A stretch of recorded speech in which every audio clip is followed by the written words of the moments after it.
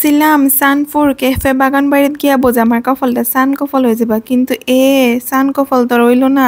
ওই গেল পুরা কপাল। আমার সাথে এই ক্যাফে বাগান বাড়ি থেকে অত বড় দুর্ঘটনা ঘটবো আমি কোনোদিনও ভাবি নাই। তো চলেন আগে ভিডিওটা পুরোটা দেখে আসি। হ্যালো এভরিওয়ান, আসসালামু আলাইকুম। আমি দিছি আপনার সানায়া আফা আয় পড়ছি নতুন আরেকটা ভিডিও নিয়ে। আর আজকে আমি আয় পড়ছি ক্যাফে বাগান বাড়িতে, যেটার লোকেশন হইতেছে গিয়া ব্রাহ্মণবাড়িয়া সানপুর। আর কারা কারা আছেন সানপুরে থাকেন তারা আমার ভিডিওটা দেখতেছেন, তারা কিন্তু আমার কমেন্ট করে জানাই দিন। তো এই ক্যাফে বাগান বাড়িটা অনেক আগের, আর এটা অনেক বেশি ভাইরাল হয়েছিল যখন এটার উপরে মানে অনেকগুলো ছাতা দিয়া ডেকোরেশন করছিল, কিন্তু এখন এই ছাতাগুলো নাই, এখন এরা লাইট দিয়া ডেকোরেশন করছে। তো যেহেতু লাইটিং করা, আমি ভাবতেছিলাম যে এই জায়গাটা সন্ধ্যার দিকে ভিডিও করুম। তো ভিডিও সন্ধ্যা দিকে করতে যায় হয়তো ভিডিওর কোয়ালিটি অত একটা ভালো আইছে না, এটার লেগে দুঃখিত। আর এনে ঢুকে আমি দেখতেছিলাম অনেক সুন্দর সুন্দর বাবুই পাখির বাসা, যদিও ওগুলা মানে রিয়েল না, এনে কোনো পাখি থাকে না।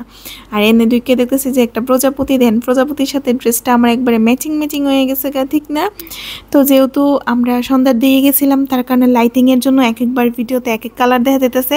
তো এই ক্যাফে বাগান বাড়িতে কেরাই পর্যন্ত গেছেন আর কেরাই পর্যন্ত গেছেন না আমরা কিন্তু জানাই দিয়েন। আর এদিকে আমি দেখতেছিলাম মাশাআল্লাহ কয়েকটা বাচ্চা খেলাধুলা করতেছিল। তো বাবাগুলার আমি সুন্দর করে ভিডিওতে উঠাই নিয়েছি, আমার কাছে অনেক ভালো লাগতেছিল, কারণ আমি তো আর হেলতাম পারতাম না, তো হেরারে আমি একটু দেখাইলাম। আর এই ক্যাফে বাগান বাড়ির ডেকোরেশনটা কিন্তু অনেকটাই সুন্দর হয়েছে। আর দেখেন গাছ দেওয়া কত সুন্দর করে বসার একটা জায়গা করছে, এটার ভিতরে আবার লাইটিং দিছে, এনে ছবি কিন্তু মাশাআল্লাহ অনেক সুন্দর আইব।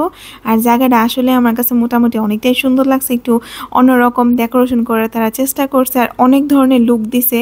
আর এনে দেখেন আমি অসহায়ের মতো বয়ে রয়েছি, মানে ভিডিও করতে করতে একবারই অন্ধকার হয়ে গেছে গা।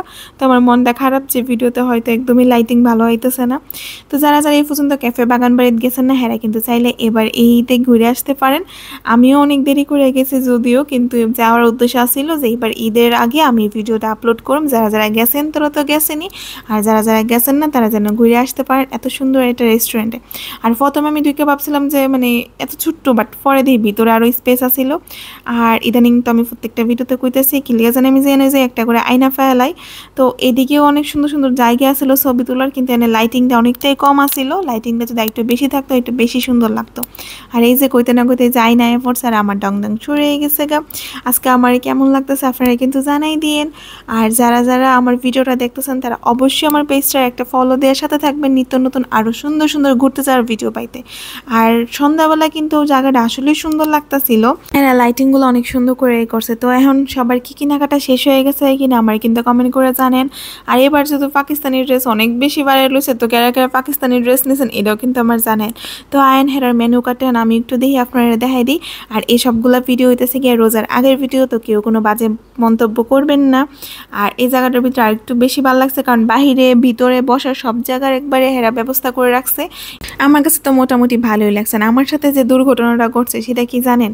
সেটা হইলো হঠাৎ করে আমাদের গাড়ি স্টার্ট নিতেছে না, বিনা কারণে। সারাদিন আমরা গাড়ি দিয়ে ঘোরাফেরা করছি, কোনো সমস্যা হয়েছে না, কিন্তু যেই মাত্র ক্যাফে বাগান বাড়ি থেকে আমরা বিদায় নিতেছিলাম, হয়তো সানপুর আমরা বিদায় দিতে চাইতেছিল না, এই কারণে আমরা গাড়িটা কোনোভাবেই স্টার্ট নিতেছিল না। প্রায় 1 ঘন্টার মতো আমরা চেষ্টা করেও পারছি না। পরে আমরা হিয়ান ওই গাড়ি রাইখা আসা লাগছে সিনজি করে, পরের দিন গিয়ে আমরা গাড়ি আনছি। আল্লাহ হাফেজ।